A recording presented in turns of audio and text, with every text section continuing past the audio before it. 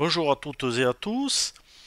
Alors, avant de vous parler de l'objectif de vie, pour celles et ceux qui souhaitent se former sérieusement à la numérologie, n'hésitez pas à me contacter par mon site au www.numérologueconseil.com pour prendre un rendez-vous téléphonique si vous le souhaitez, afin de discuter des formations professionnelles que je propose.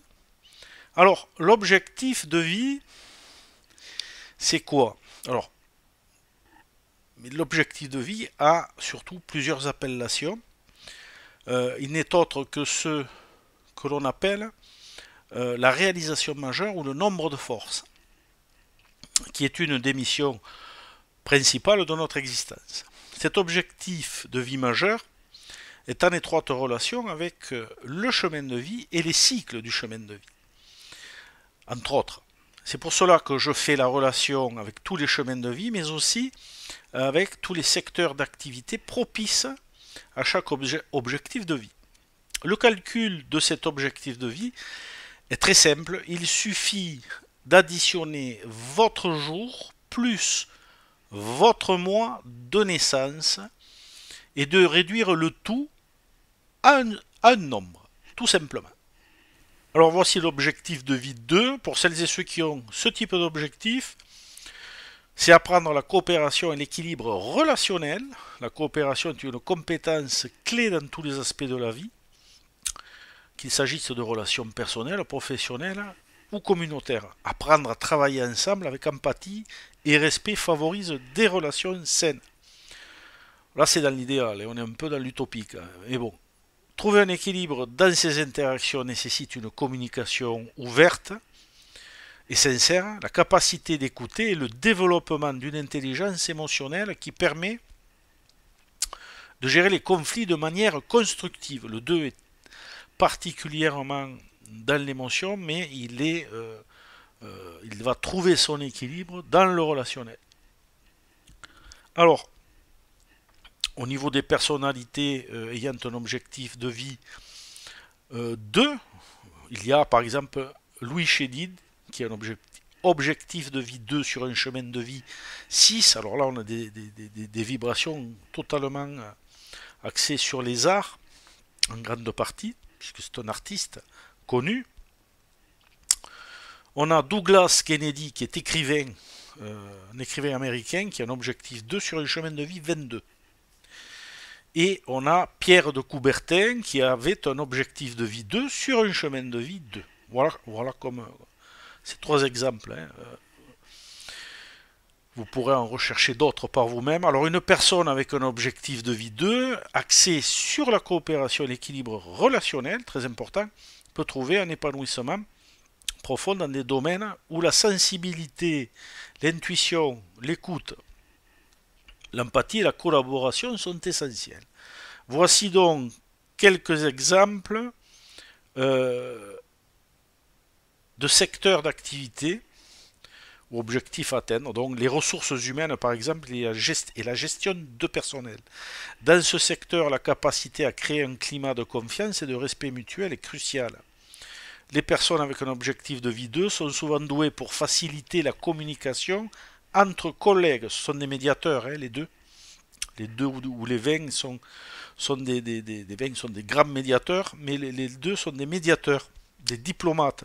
Alors, ils sont là pour résoudre les conflits de manière constructive et maintenir l'équilibre au sein d'une équipe. Peu importe le nombre de personnes dans une équipe, évidemment. Nous avons la médiation aussi et la résolution de conflits comme secteur. Comme je disais, médiateur, diplomate. Ce domaine permet à une personne d'aider d'autres individus à trouver des solutions pacifiques et équilibrées à leurs problèmes. Bon, on en a en politique. Les qualités d'écoute, de patience et de excusez-moi, je ris tout seul, de diplomatie sont essentielles. Et une personne ayant cet objectif de vie peut exceller en aidant les autres à s'entendre et à coopérer. Ça, c'est le but. Le 2, il a cette capacité en principe. Tout va dépendre du reste de son thème. Nous avons les soins et services sociaux. Travailler dans le secteur social que ce soit en tant qu'assistant ou assistante sociale, psychologue, conseiller ou conseillère, permet de renforcer des relations saines en aidant les individus à surmonter leurs difficultés. Ce secteur valorise l'écoute et l'empathie, qualités qui sont naturelles pour ceux qui en général ont un objectif de vie 2.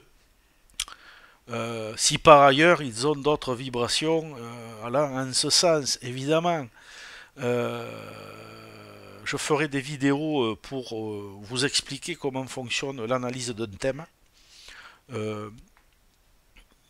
Parce que c'est très très important. Alors, nous avons aussi comme secteur d'activité le travail d'équipe en projet créatif, par exemple. Dans les métiers créatifs, les arts, donc, comme la production audiovisuelle aussi, l'organisation d'événements, ou le design collaboratif, la coopération est primordiale pour réussir.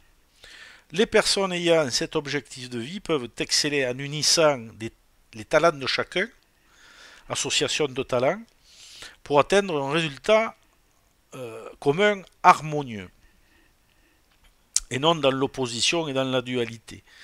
Nous avons le secteur de l'éducation et de l'encadrement aussi. Enseigner ou encadrer des groupes permet à une personne en objectif 2 de favoriser la coopération et le respect mutuel parmi les étudiants ou les membres d'un groupe, en cultivant un environnement d'écoute et de soutien. Les éducateurs, avec un objectif de vie 2, jouent un rôle de clé dans l'épanouissement des autres. Enfin, en 6, nous avons aussi le secteur du bénévolat dans des associations communautaires.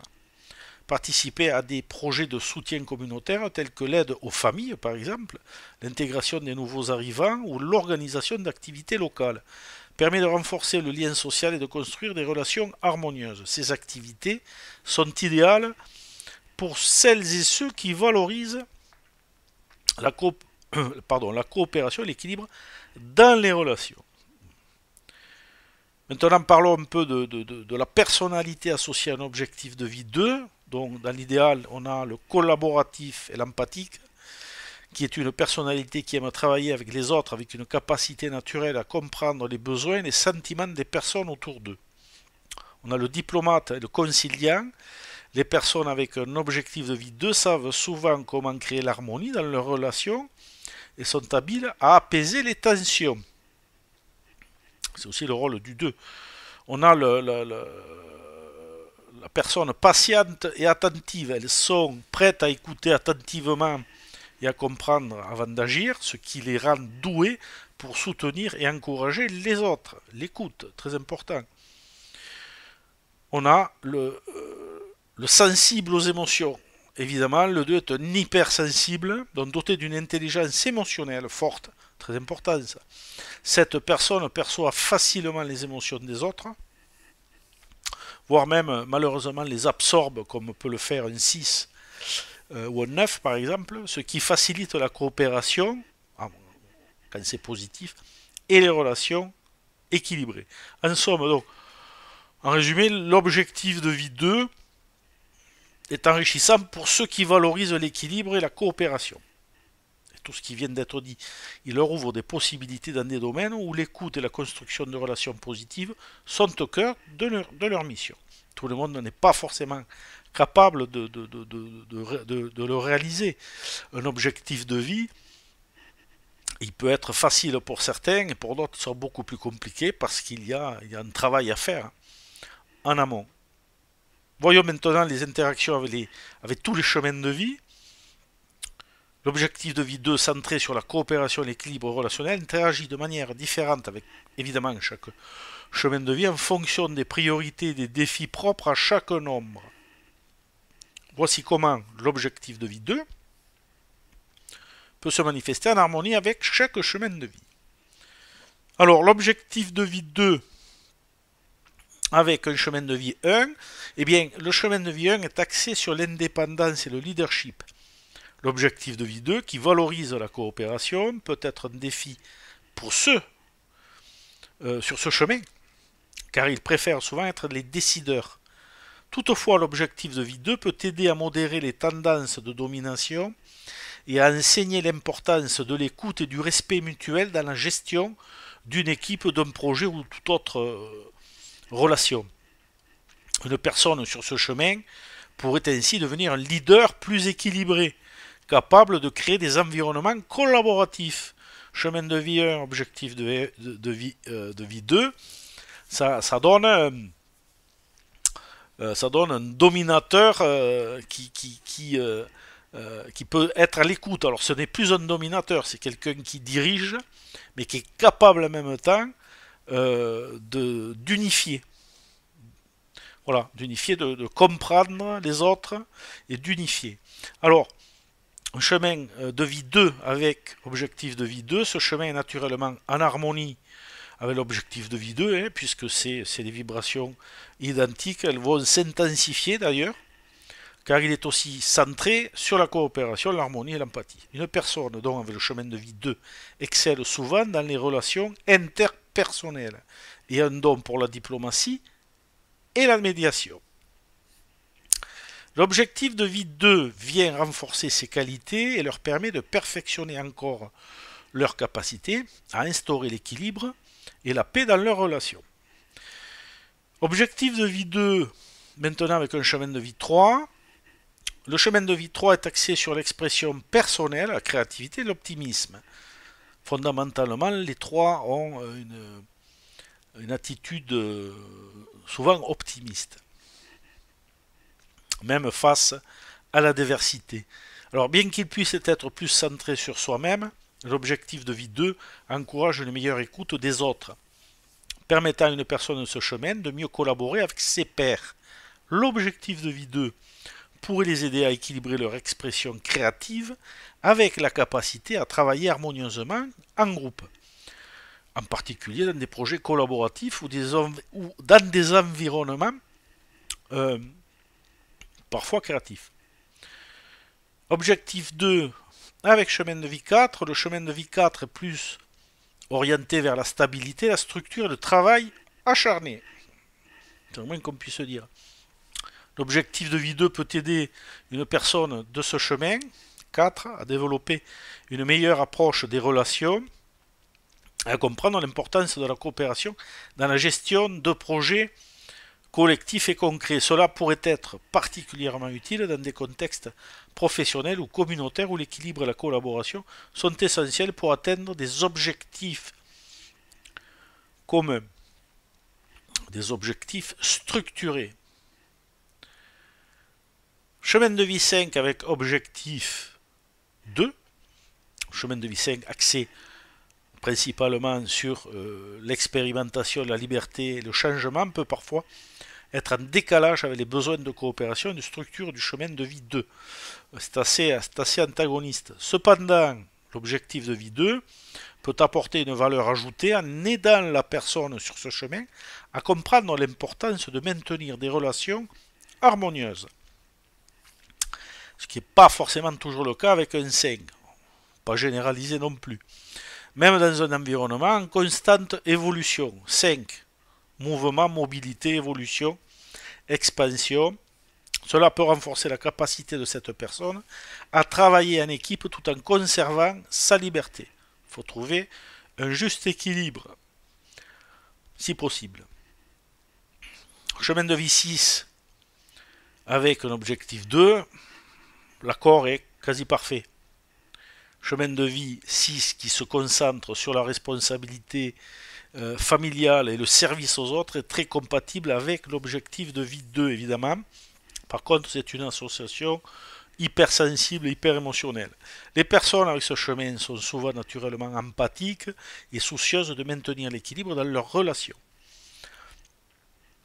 L'objectif de vie 2 renforce ces qualités et aide à développer des relations encore plus équilibrées et constructives, que ce soit dans la famille, dans le travail social ou en général, ou dans des rôles de soins ou dans les arts.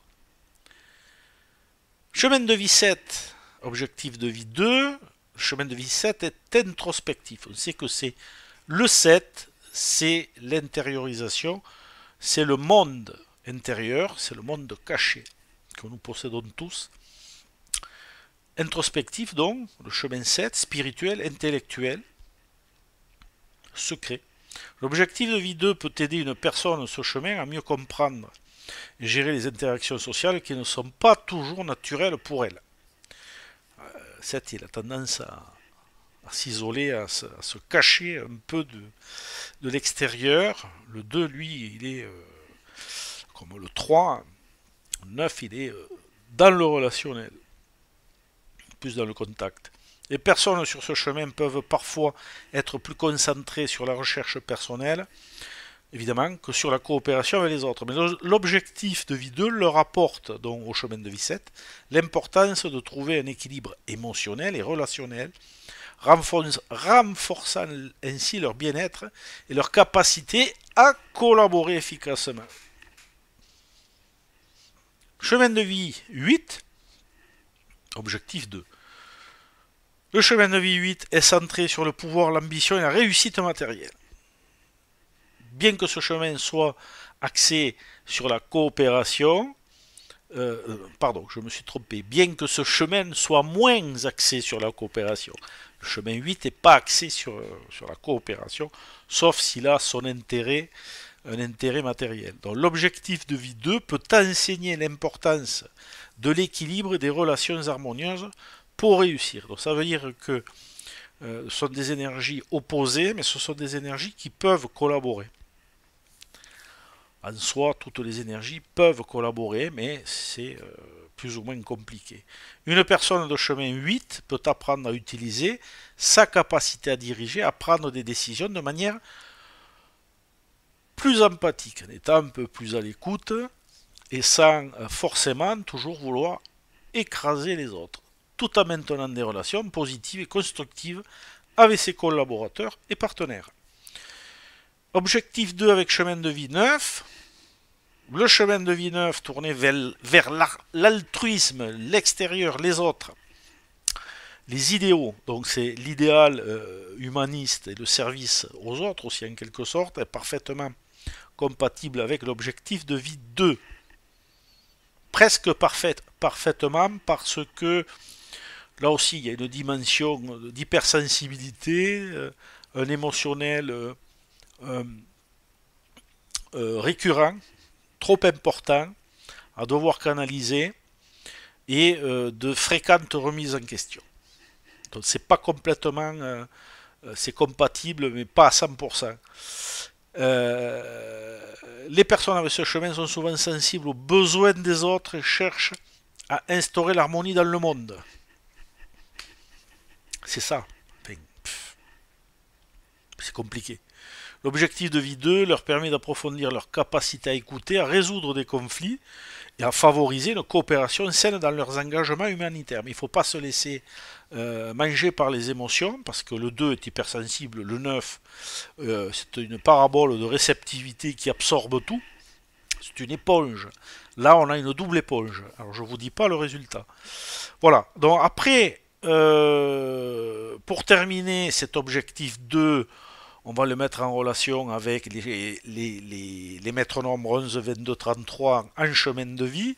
Donc, en chemin de vie 11 sur un objectif 2. Alors là, c'est ambivalent.